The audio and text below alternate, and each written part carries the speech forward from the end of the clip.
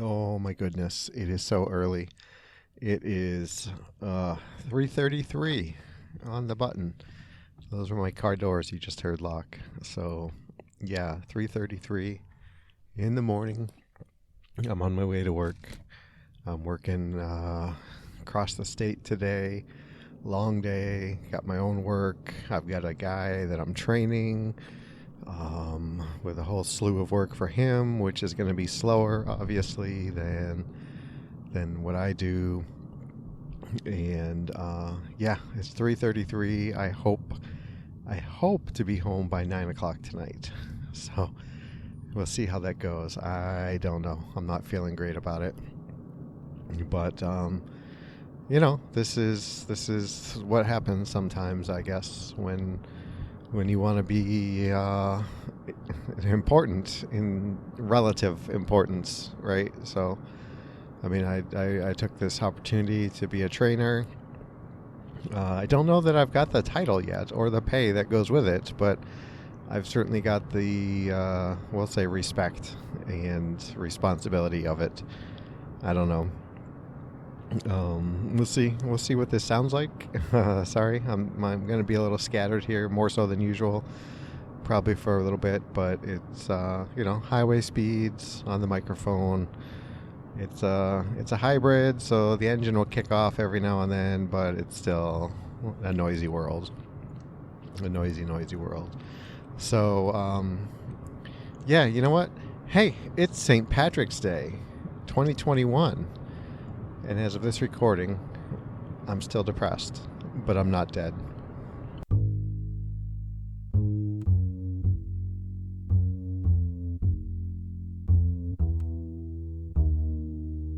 And once again, I had plans to have Dave on the show, and there were technical difficulties, and it didn't happen. And then I just kind of felt bad going back later in the day. I knew he had some things going on. Well, we had planned on chatting around 8 a.m. This past Sunday, and my end of the technology just wasn't behaving and working with us, so that didn't happen. And yeah, so this podcast is coming out late because I just kind of sulked for a while the rest of the day. Kind of bummed out that it didn't work out with talking with Dave, and I don't know, I've been feeling kind of bummy lately, and there's plenty of thoughts about why that is, and maybe I'll get into a few of them, but yeah, I don't know, it's been a week and a half, 2 weeks, I guess. So yeah, let's just get into it. So yeah, I guess I don't know. Did I mention it's early? It's early. So things have been moving along with my leg injury, right? Seems like there are plenty of days when my Achilles doesn't feel quite so bad. And I'm feeling good about progress, and then I go and do something like run, and not only does my Achilles hurt afterwards, not so much while I'm running, but my knee is an issue again, and it's swollen. It's painful when I run. It's painful enough that I stopped running this past weekend, the one day, and it's just it's frustrating because I talk with my physical therapist, and we're trying to figure out which came first, the chicken or the egg. Is the Achilles problem, did that cause the sorry if you heard that, my car just thought I was going off the road because I was changing lanes without signaling. So yeah, I mean, so is the Achilles issue, is that causing the knee issue, or is the knee issue causing the Achilles issue? And our current thinking is that the knee, because there's been more recent ongoing issues with that. But so then we have to work on that and work on the Achilles, and hey, he says it's okay. I don't mind if you go and run as long as you're not pushing it. And I'm like, okay, but I'm running and it's swelling, but I'm stubborn and I don't know. It's just not. It's not moving forward the way I want it to move forward, because there are plenty of days like I'm going for this I'm going cross state for work, which puts me in the car for 2 hours and 23 minutes. And by the time I get there, I will barely be able to walk when I get out of the car at the store. And it'll loosen up and warm up or whatever, and I'll get to a point where I can walk, and it'll just hurt. And then at some point, I don't know if I'll be in this store long enough, but if I'm in a Target store where I'm doing lots of work, at some point I will just forget that it's there, and that's a win. But then I'll hop in the car, go to the next store, same thing. Even it seems like during the day, even if it's a shorter car trip, it's like that. And so that's kind of got me down, right? Like, I'm starting to think, and I'm impatient JP, right? I mean, I've only been going to therapy for about a month. So, like, but I'm already like I made an appointment to go have my knee looked at, but like I can't go to him and say it hurts here, because it doesn't hurt here all the time. It hurts here sometimes when I run, sometimes it hurts here when I'm going up and down the stairs. Clearly it's swollen, there's stuff going on. It hurts quite a bit when I run.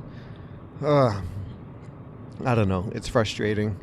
And so I think that's kind of got me bummed out a little bit. And then like, I was thinking about this yesterday, thinking about my own tendencies and I don't know, I want to say my idiosyncrasies. I don't know, is that what I want to say? I don't know. Did I mention it's early? That's what I'm going to call this podcast. Did I mention it's early?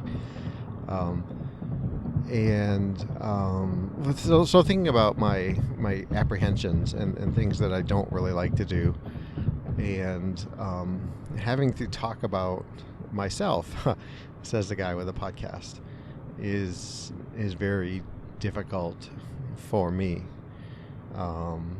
And not everything in my life has become that, but I just relatively recently started up therapy again. I started physical therapy, and that's like 4 times a week when I need to talk and discuss with someone else about me, about what's going on with me, and that's really taxing for me.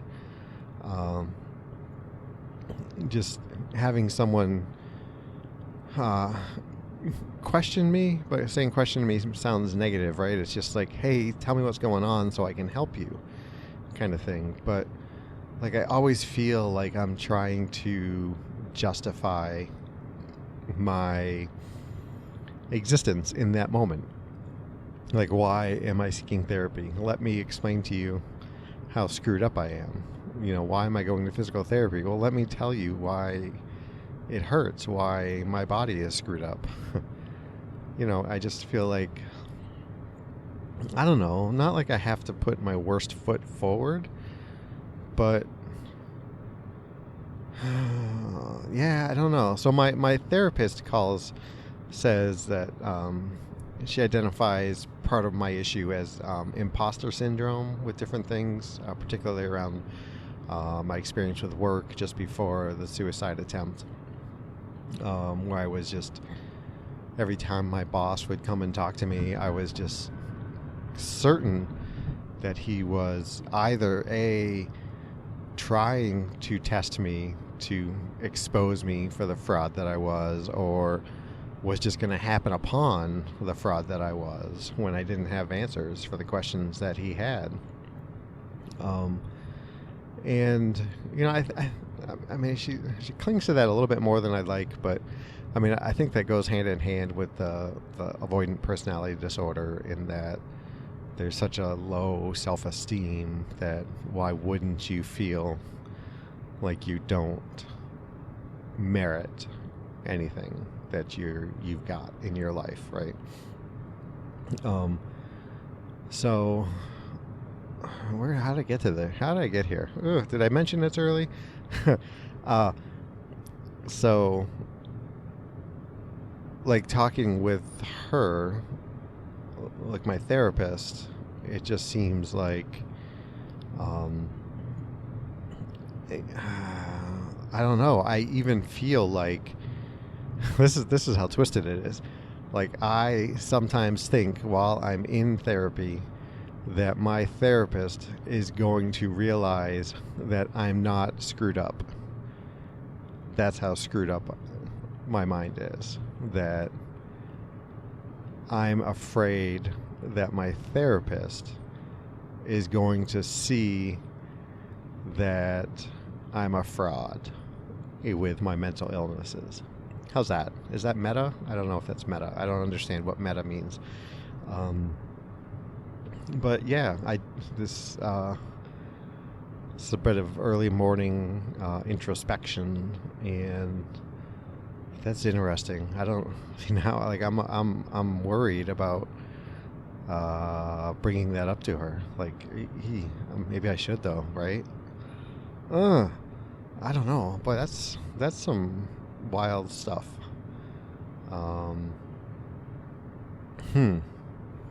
So then we go on to my physical therapist, right? And I feel like I know the pain that I feel with my Achilles. I know the pain and swelling and discomfort that I experience with my knee.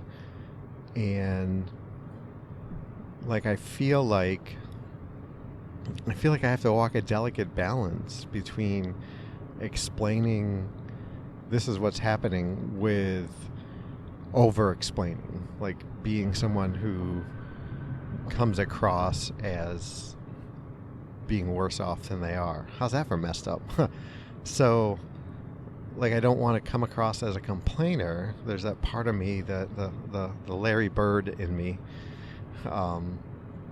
that says be humble, and don't over explain, I don't know what I want to say, overemphasize the pain and the issues you're having, because that's just going to make you look like a complainer. And I feel like I'm walking this fine line between trying to explain what's going on and being sure I don't overexpress what's going on. Does that make sense? I don't know.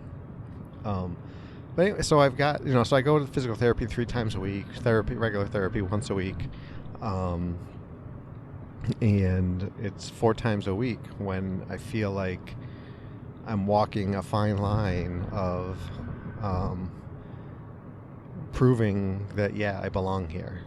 How's that? Does that make sense? Yeah.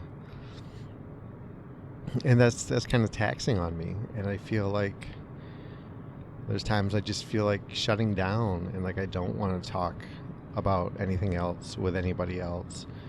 And I don't want to interact with store people when I'm at work at a job. And yeah, I don't know. It's very frustrating. It's very bewildering, very blah, blah, blah, blah, blah. I don't know. It's very something. That's for sure. So therapy, regular therapy,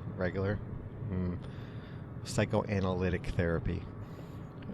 So I met with Megan yesterday on our video conference, telemedicine, whatever it is, Get Up, and we're starting to talk about this more so this lack of feeling, lack of identifying emotions, and is it just that I'm not good at identifying them, or is it that I don't have them? And if I don't have them, or at least if I don't experience them, what is the cause of that? And she talks with her therapist, her supervisor. I guess they have weekly recaps, which is kind of nice. It's like a check and balance kind of thing. Like, she explains to her supervisor, these are the clients, the cases, whatever that I have, and here's what I'm going at, and give me your feedback and whatever. So it doesn't come across at all like she's like a trainee, right, who needs to clear what she's doing with her boss, like she's in some kind of probationary period, right? It's actual like checks and balance kind of stuff. And she was saying that in a good way, I guess, not like a hey dude, you're screwed up, but like she said, like they spent an hour talking about me last week. And that's oh boy. So on one hand, I'm like, wow, this is great. Look at this like team I've got working for me. Wow, this is great. And it's like, I've got a team working on my mental health. That doesn't sound good. But anyway, so the thinking is that there's like three options. There's still this kind of physical possibility of maybe a TBI, traumatic brain injury, from when I was hit by a car, which I'm still not. I don't know. I guess I don't have any reason to not or to believe that that's a possibility.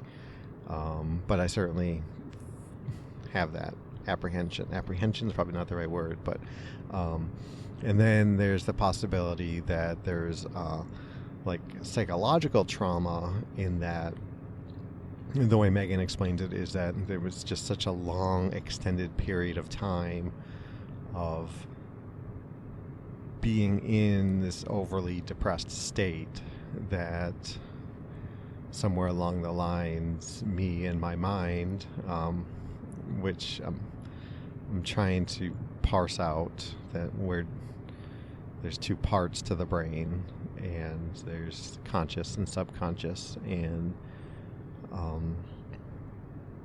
like I want to get into it too much, but like again, I get that there's a subconscious and there's a deeper autonomous part of the brain that just does things away from what I can consciously control, right? But I struggle with that. It's still in my brain, and I still, like, does the frontal cortex part of my brain have any influence on that?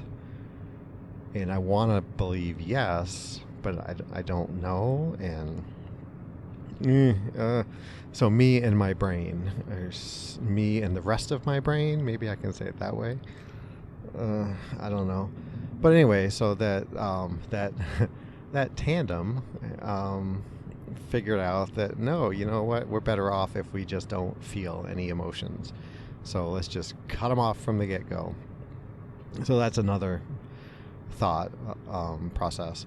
And then the last one is that it's like a medically induced. So it's my medicine, my prescriptions that have put me in this situation, which is very possible. I mean, right? That's one of the biggest complaints about antidepressants is kind of that flat affect, that kind of I just don't feel right, that kind of haze. I don't feel like me. I'm always just meh. And I guess that's true. But I don't know if that's like, am I just a step beyond that now? Is it like I'm always meh, but I'm always meh in that it's just like I don't feel anything. It's not that things are tampered down. It's not that things are fuzzy and hazy and like, hey, there's an inkling of like a happiness right there, or there's an inkling of being sad or whatever, and I can't achieve it. Like for me, my experience is that I just don't experience at all. Like I'm unaware that I should be angry, or that I am angry, or that I'm sad, or that I'm whatever, humble, scared, whatever. And I don't know.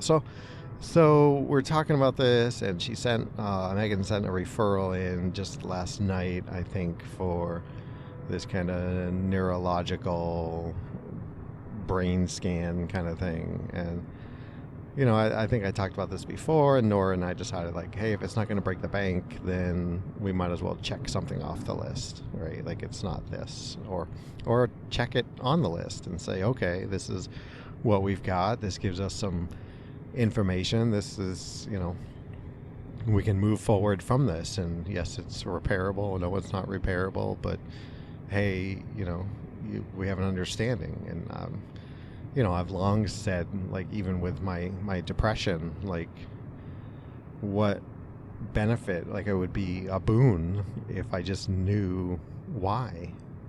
Like, I would feel better, I think, if I knew that, like, forgotten Uncle Jasmith, I don't know, is that a name? It molested me as a child, and that caused all this. I don't know, right? Like, no, I don't want that to have happened, but like, if I can look back and say, like, Uncle Jasmith died in front of me, and that really messed me up. Like something. Like, poor Jasmith. I'm really dumping on Jasmith. I assume Jasmith was a male, right? I said uncle. So, yeah, I mean, if I knew that, hey, I got hit by a car and it dented my brain somehow, like, can I move forward with that? Is there, like, a better understanding? Like, that's not bad, right? I mean, it's bad that it would have happened, but whatever. So those are the things that we're talking about. And, like, so then we're like, okay, well, let's start just, like, identifying emotions. Like, okay, let's do this exercise. And I'm looking at not me right now, I'm driving, an emotion wheel. Like, and I did this a little bit before with Alex. I think it was Alex. It was somebody.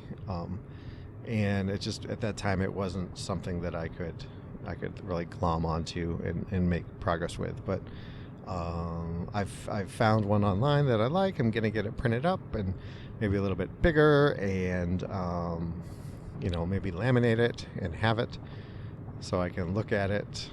Maybe a pocket-sized one too. I don't know. But basically, the core emotions, and then how they're divvied up into different things. So there's emotions like, I don't even know, because I'm a newbie at this, but like, core emotions are happy, sad, fearful, I don't know, other things. Seven or six, depending on whose chart you're looking at. And so she's like, okay, well, let's, we're always talking about sad. Like, it's one of the key emotions that I focus in on that I don't have, right? And this is directly in relation to Dad and his passing, and how I haven't, grief. I haven't experienced that. So why don't you tell me, like, physiologically, like, what, or just emotionally or cognitively, what do you think sad looks like? And I'm like, I don't know. Well, crying, obviously, right? I mean, that's the big, the stereotypical thing. You're sad, you cry. And, like, what else? How do I experience, like, what is sad? And, like, analytical JP is like, well, you're sad about things that you can't change, right? Like if I was sad because I hadn't talked to Dave in a while, then I can pick up the phone and call Dave. So like that's not, I shouldn't be, I wouldn't, like that's not something to be sad about because I can fix that. And I think that's as I think about it now, that's just like, it sounded good at the time, but you know, like I guess prolonged sadness is something that you can't fix, but like the immediate feeling of being sad because I haven't talked to Dave is a thing. So I don't know. But anyway, so I mean, this is the way my mind went. And then we talked about, did we talk about fear? It was sadness, and we'll say fear. Like, so what are you, like, what's fear? What's fear? What's fraidiness? And that's, you know, I was like, that's uncontrollable. Like, you know, we fear what we don't know. Classical line of thinking, right? And okay, so, and she's writing notes as we're doing this, and then we get on to, she's like, well, let's talk about guilt. And I go on and I'm talking about guilt, and guilt is like that oh crap moment when you like, oh my gosh, I've been called out, or it's been revealed to me that I didn't do something that I should have done, or maybe that I could have done, but I'm adding could now. I didn't say could when we were talking yesterday. And you know, so we're just talking about you know, my kids and work, and I referenced an experience with work that I had, you know, with this current job I have, and how it was like an oh crap moment, but it didn't feel like an oh crap moment. It was more just like, okay, you told me that I didn't do something and I'll fix it, and that's it. You know, like really mundane, whatever. Like I didn't feel anything for it. Intellectually, I knew that I screwed up, but I had a way to fix it, and I was going to fix it, and that was it. Like, I didn't dwell on it. And so whatever. And then she's like, wow, we really got, you know, we're making good progress here. And I'm like, oh, good, great. And I'm thinking about, you know, what we've been talking about, the 3 things. And she's, you know, turns around and shows me the notebook, and there's like a line for sadness and a line for fear. And then there's like a page and a half of guilt, that things that I had talked about. And yeah, so there's a bit of guilt going on in me, and or at least it seems that way. And like I don't know what am I guilty for, and why am I guilty? And we talked about things like, I mean, I've talked about before, like I feel like I'm not a good dad, I'm not a good husband, I'm not a good friend, I'm not a good son, I'm not a good worker, I'm not a good whatever piece of society. But like, what does that stem from? And yeah, okay, so it stems from avoidant personality disorder, but where does that stem from? Like, how do I get there? And we were talking about like I'm going up to see mom in like 3 weeks, 4 weeks, or whatever it is, and you know what that dynamic is like. And I don't know, like, do I feel like a certain way? Do I feel like a good son enough that I whatever I don't know, it's weird. I don't know. I don't want to dwell on that right now. Geez, looking over, I'm almost yammered on for 30 minutes. Don't look at the computer while you're driving, JP. Dad would call me Jay. Mom would call me Jay sometimes. As if JP isn't short enough a name, right? So yeah, it would seem that I'm dealing with a fair amount of guilt, which really shouldn't be a surprise given the low self-esteem and whatnot. So yeah, I mean, that's what's been going on with me. How about you all? What's been going on?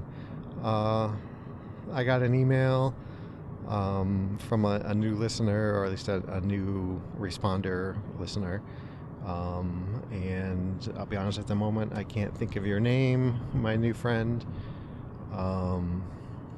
But it's always good. It's always good to get mail. And I hear you asking, like, how can I send JP? How can I send you some mail? And like my good friend Brian, my new friend Brian, did. And jamulki@gmail.com. You can hit me up on Facebook, facebook.com/jamulki, @jamulki on Twitter and Instagram, www.jamulki.info. I'm mostly sure that's still a website that's up on the internet. I haven't checked it in a while. That's JAMOALKI. Or you can text me here in the U.S., 248-648-1419. I still think worldwide on WhatsApp, even though I haven't opened the application in a while. +1 248-648-1419. Drop me a line. Let me know how you're doing. Let me know what you feel guilty about, or what you feel good about, or sad about, or commiserate with me, or help teach me empathy again. Or just, hey, reach out because you're feeling down and you haven't heard from anybody in a while and you'd like to get an email back. Text messages are faster. They're more front of mind, but reach out to me. That'd be great. So do all that. Leave me a review, a like, a subscribe, or whatever, just to let me know you're out there. That would be fabulous. It would help other people find the show. The more likes, the more comments that the show receives on places like iTunes, the more relevant it seems to the algorithms and pops up more frequently. So do it for me, do it for others, do it for yourself. Listen, I appreciate you taking time out of your busy days and spending a few minutes with me, listening to me yammer on about me and my other part of the brain, right? The we.